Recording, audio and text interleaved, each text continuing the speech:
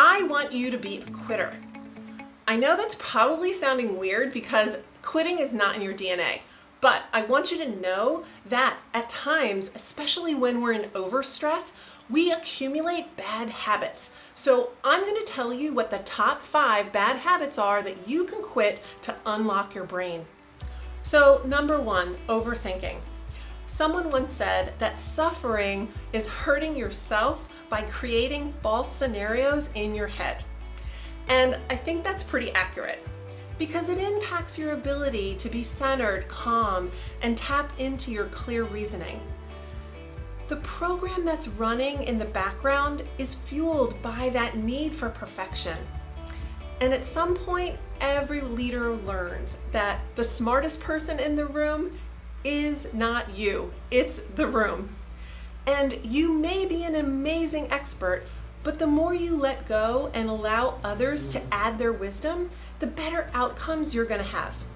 So to unlock your brain from spinning in circle, try the Sedona method guided meditation. That way you're going to be able to let go of the perfection, be more fully present, and engage your team more effectively.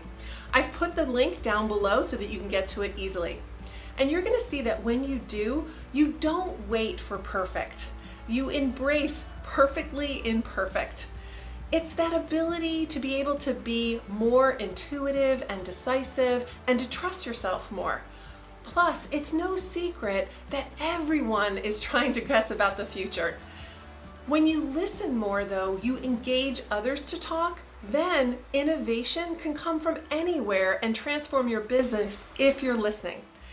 Answers will come from where you least expect them. And the bottom line is the best ideas are going to come from your team. So number 2 is trying to please everyone. Steve Jobs once eloquently said that if you want to make everyone happy, don't be a leader, sell ice cream. So this habit of people pleasing impacts your ability to own your power because you keep giving it away or you're holding it hostage until you can get that external validation. And at the root is this feeling of feeling guilt or shame about getting what you need and getting your needs met. You may not have a healthy barometer when it comes to healthy giving and receiving. You just give until it hurts or until you feel worthy or successful. So some may say that it's a good thing when you're a selfless leader, but to me, that means you've lost yourself and have a lack of boundaries. So let's hack that habit and quit putting yourself last. I want you to do one thing each morning to please yourself before you start your day. I want you to fill your bucket first. As the saying goes, you can't give from an empty bucket. So do something for yourself, like meditate or run or journal. And you may even have to say yes to yourself, and that means you may have to say no to something else or someone else. But realize that saying no often means that you're giving an act of kindness to yourself. And the benefits are many. You're going to be making self-honoring choices that you no longer are picking up the slack for others that can actually take care of themselves. And you're also going to be making a move to minimize those people that are toxic in your life and clear up time and space for you to spend time with your family or what else is important to you. Plus, you're going to be more authentic and own your power. And that always feels good and brings you more brain power. Let's shift to number 3, self-criticism. You know that it is high time that you gave more credence to your inner genius rather than your inner critic.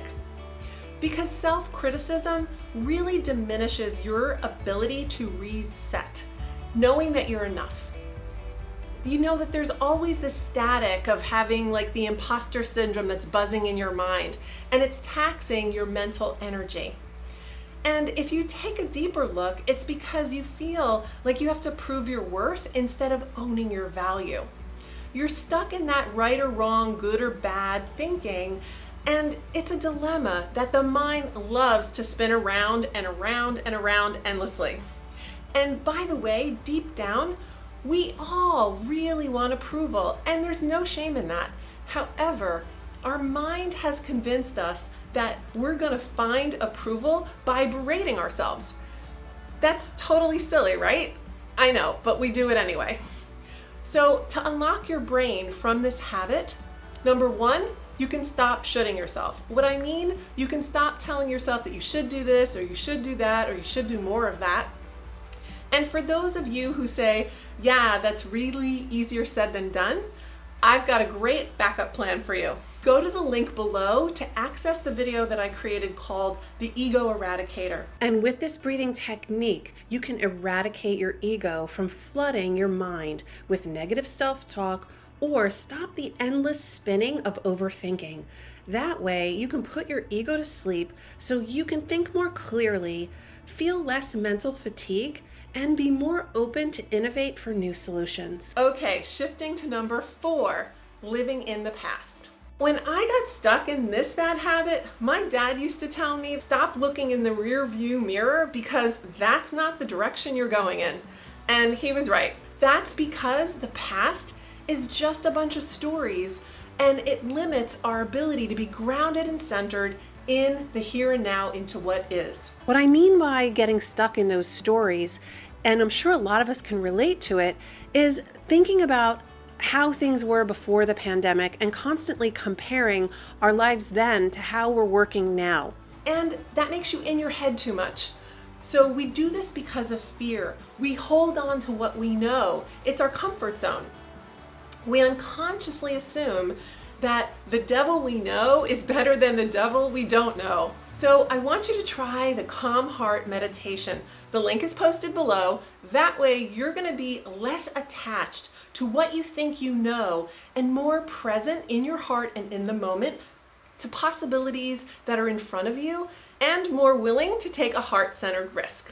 After you try this, you'll notice that you'll have more calmness, knowing that you can trust yourself, find the way through with clear perception, and take action. This Calm Heart meditation strengthens your mental and physical health. Okay, so shifting to number 5, fear of change. There's an old Buddhist saying that says, change is inevitable and suffering is optional.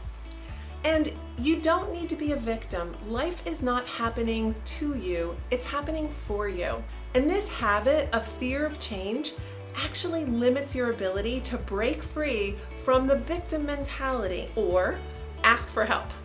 Because at the root of it, you really want control and certainty to avoid vulnerability or the feeling of vulnerability. You have choices to release some of the desire for control to do it one way and only one way, and to include others to gain an additional perspective.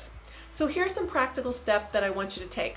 And it's really important to get your thoughts on paper. So get a pen and paper, and I want you to be able to write these things down. That way you're going to be able to clear out your head and stop your mind from spinning. Plus, I want you to be committed to stretch to 3 or more options to any problem. I want you to think about what the challenge is and 3 or more options and write them down. And here's why. Because if you only have one choice, that's not really a choice, that's a dead end. And if you have 2 choices, that's a dilemma and you're stuck in a spin. And if you have 3 or more options, it actually opens you up to more possibility and more resourcefulness. So what choices do you actually have? Think short term and chunk it down. The benefit is that you're going to be able to tap into your resourcefulness and creativity to come up with more solutions. And you have the opportunity to ask others. I want to emphasize that you don't want to go it alone. Brené Brown said in her book, Daring Greatly, that vulnerability is actually courageousness. So you can be courageous and ask for help and be more inclusive. And don't forget, I'm just a phone call away.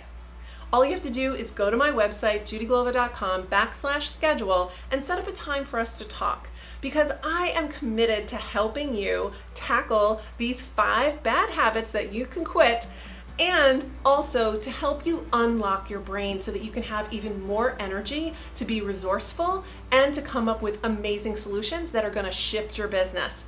So I look forward to hearing from you. And if you haven't done so already, remember to hit the subscribe button down below as well as the notification bell. That way you'll get all the new videos that come out each week.